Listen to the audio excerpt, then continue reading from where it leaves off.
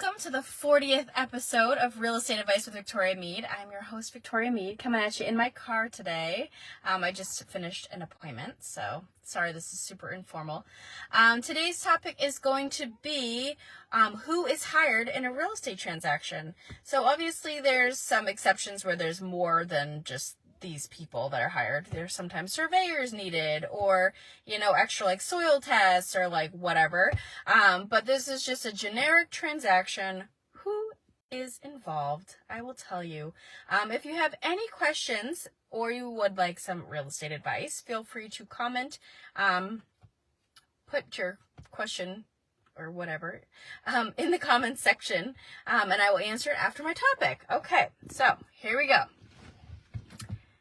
So, in a real estate transaction, normally, there's a seller's agent.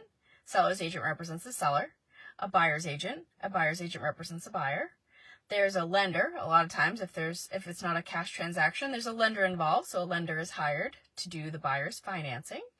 Then a home inspector is hired. And sometimes with the general building inspection, there's other inspections done too. So there may be a septic inspector hired, chimney inspector maybe. Sometimes they'll take on, different things like a water test. Sometimes that's done, things like that.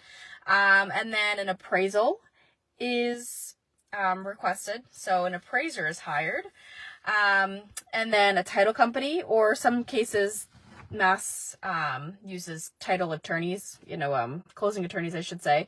So in New Hampshire, we use title companies. In Massachusetts, they use closing attorneys. So they're hired, one or the other. And then that's pretty much it. So there's quite a few people within a transaction, generally.